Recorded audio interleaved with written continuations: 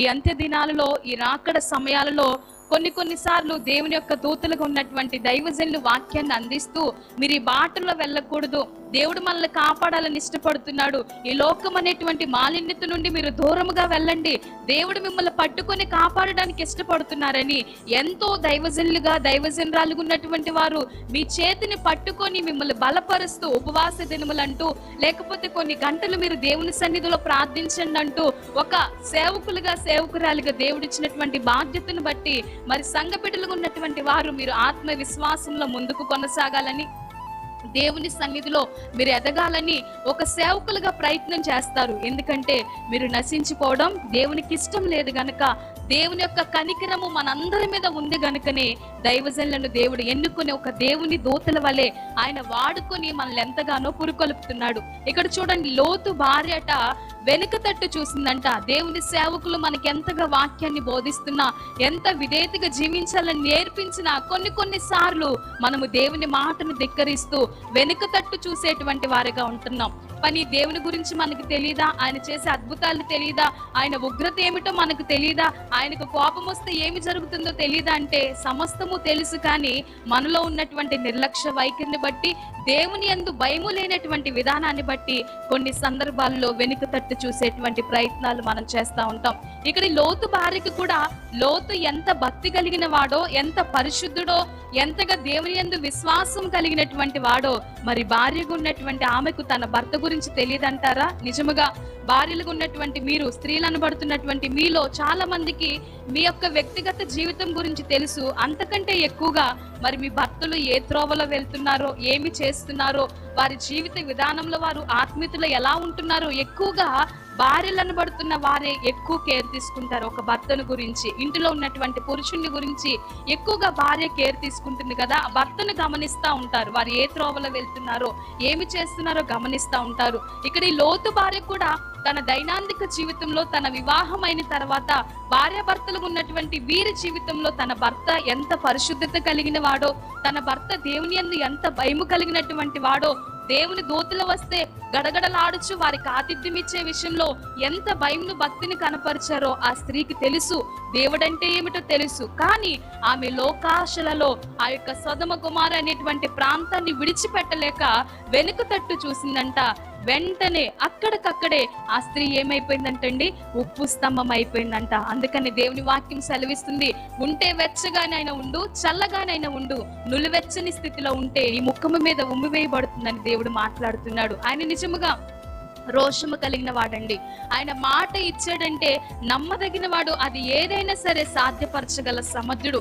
చూడండి, ఈ యొక్క లోతు భార్య ద్వారా పరిశుద్ధాత్మ దేవుడు మనతో మాట్లాడుతున్న మాట, దేవుని సన్నిధికి వస్తున్నటువంటి మనము దేవుని కోపం అంటే ఏమిటో తెలుసు. ఒకవేళ దేవుని యందు భయభక్తులు కలిగి లేకుండా మనం ఇష్టానుసారంగా జీవిస్తే మనకి ఏ శ్రమ వస్తుందో, ఏ శిక్ష మనం అనుభవించాలో కొన్ని సందర్భాల్లో దేవుడు మనకు అనుమతించినప్పటికీ కూడా ఇంకను ఈ లోకాశలంటూ, ఇంకను దేవుని యందు భయభక్తులు కలిగి ఉండకుండా ఈ లోకం వైపు నీవు చూస్తున్నావేమో, కానీ పరిశుద్ధాత్మ దేవుడు నీతోనే మాట్లాడుతున్న మాట, లోకము వైపు కాదు, దేవుని వైపు చూచినట్లయితే నిత్య జీవం అనేటువంటి ఒక గొప్ప ఆశీర్వాదాన్ని దేవుడు నీ కొరకు దాచి ఉంచాడు. దేవునికి స్తోత్రం, హల్లెలూయా. నిజముగా చూడండి, 70 సంవత్సరాలు 80 సంవత్సరాలు జీవించే ఈ లోకంలోనే ఏదేదో సంపాదించాలి, ఏవేవో కూడగట్టుకోవాలని ఆశపడుతున్నాం. ఎందుకంటే మన కుటుంబం మంచిగా ఉండాలి, మనం మంచి పేరు ప్రఖ్యాతులు కలిగి ఉండాలని ఆ ప్రయత్నం చేయడం మంచిదే, కానీ దానికంటే ఎక్కువగా ఇక్కడ అద్దె ఇల్లుగా ఉన్నటువంటి ఈ యొక్క భూలోక సంబంధమైన ఈ 70 సంవత్సరాలు 80 సంవత్సరాల కోసమే ఇంత ప్రాకులాడిపోతుంటే, నిత్య జీవములో యుగ యుగములు తరతరాలు నిజముగా ఆయనతో ఎప్పుడు కూడా ఉండేటువంటి మనము, మన ఆత్మీయస్థితి ఎలా ఉంటుంది? అసలు యుగ యుగములు మనము దేవునితో గడపగలిగేటువంటి భక్తి జీవితాన్ని మనము కలిగి ఉంటున్నామా లేదా అనేటువంటి ఆత్మీయస్థితిని మర్చిపోయి ఈ లోకపరమైనటువంటి ఆలోచనలో పడిపోయి ఏమి తిందుమా, ఏమి త్రాగుదుమా, ఏమి సంపాదించుకుందామా అనే ఈ లోక ఐహిక విచారాల గురించే మనం ఆలోచిస్తున్నాం, కానీ మన ఆత్మీయస్థితిని గురించి మనము కొన్ని సందర్భాలలో ప్రక్కన పెట్టేస్తున్నాం. మన ఆత్మను గురించి, అసలు చనిపోయిన తర్వాత మనం ఎక్కడికి వెళ్తాము, మన ఆత్మీయస్థితి ఎలా ఉన్నది అనేటువంటి ఆ వ్యక్తిగత జీవితాన్ని బట్టి చాలా మంది ఆలోచించలేకపోతున్నారు. కానీ పరిశుద్ధాత్మ దేవుడి రాత్రి కాల సమయంలో ఈ లోతు భార్య ద్వారా మనతో మాట్లాడుతున్న మాట ఏమిటంటే, దేవుని దేవుని మాటని వినకుండా మీరు వెనుక తట్టు చూడవద్దు, మీరు వెళ్ళిపోండి అని చెప్తుంటే ఈ స్త్రీ మాత్రము వెనుక తట్టు చూసిందంట.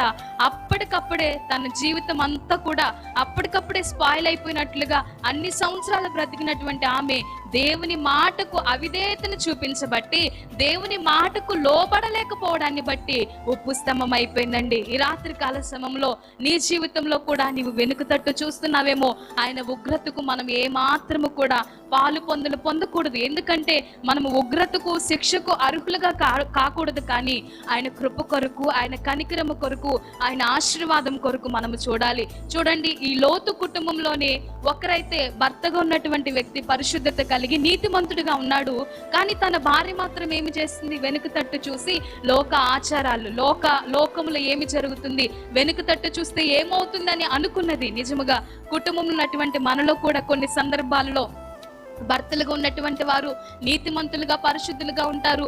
భార్యలుగా ఉన్నటువంటి వారు కొన్ని సందర్భాలలో అనేక రీతులుగా ఎన్నెన్నో గొడవలు చేస్తూ ఉంటారు. కానీ ఈ స్త్రీల కూడి ద్వారా పరిశుద్ధ ఆత్మదేవుడు మనతో మాట్లాడుతున్న మాట, జ్ఞానవంతురాలు తన ఇల్లు కట్టును, మూఢురాలు తన చేతులతో తన ఇల్లు ఓడబెరుకును. జ్ఞానము కలిగి మన కుటుంబాన్ని కట్టుకోవాలంట. జ్ఞానము కలిగి ఎంతగానో, ఒకవేళ నీ యొక్క భర్త వ్యసనంలో ఉన్నప్పటికీ, నీ భర్త త్రాగుబోతైనా తిరుగుబోతైనా ఎలా ఉన్నా సరే మనము ఒక జ్ఞానం కలిగి ఉండాలట, దైవికమైన జ్ఞానం. ఆ జ్ఞానం ఎక్కడ దొరుకుతుందంటే దేవుని సన్నిధిలో మోకరించి, ప్రవ్వా నేనేమి చేయాలి, ఈ సందర్భంలో నేను నా నోటితో మాటలంటే ఒకవేళ చూసినటువంటి వారు ఇంకను అనేక రకాలుగా మాట్లాడతారేమో, మా యొక్క కుటుంబ పరిస్థితి ఏమైపోతుందో, నాకు ఈ స్థితిలో నాకు జ్ఞానము ప్రవ్వా, నా కుటుంబాన్ని ఎలా కట్టుకోవాలో నాకు నేర్పించు ప్రవ్వా అని ఆయన పాదములు పట్టుకొనగలిగినట్లయితే పరిశుద్ధ ఆత్మదేవుడే మనకు జ్ఞానం ఇచ్చి సమయోచితమైన జ్ఞానాన్ని అనుగ్రహింపచేసి మనల్ని ముందుకు నడిపిస్తాడు. దేవునికి స్తోత్రం, హల్లెలూయా. ఈ రాత్రి కాల సమయంలో లోతు భార్య ద్వారా దేవుడు మనతో మాట్లాడుతున్న మాట, అంతా తెలిసి కూడా వెనుక తట్టు చూసేటువంటి అనుభవం నీవు కలిగి ఉన్నావేమో. ఉపవాస ప్రార్థనలు తెలుసు, దేవుని సన్నిధిలో ఎలా గడపాలో తెలుసు, కానీ ఇంకా నువ్వు నిర్లక్ష్య వైఖరితో నీవు జీవిస్తూ దేవుని యందు భక్తి లేకుండా, భయము లేకుండా నీకు ఇష్టానుసారంగా నీవు జీవిస్తున్నావేమో. కానీ పరిశుద్ధ ఆత్మదేవుడి రాత్రి కాలశంలో మాట్లాడుచున్న మాట, మనలో ఉన్నటువంటి ఆ వెనుక తట్టు చూసే అనుభవం ఇక నుంచి మనకొద్దు, కానీ దేవుని వైపు చూసేటువంటి అనుభవంలోనికి మనందరము వచ్చుదుము గాక. ఆమేన్.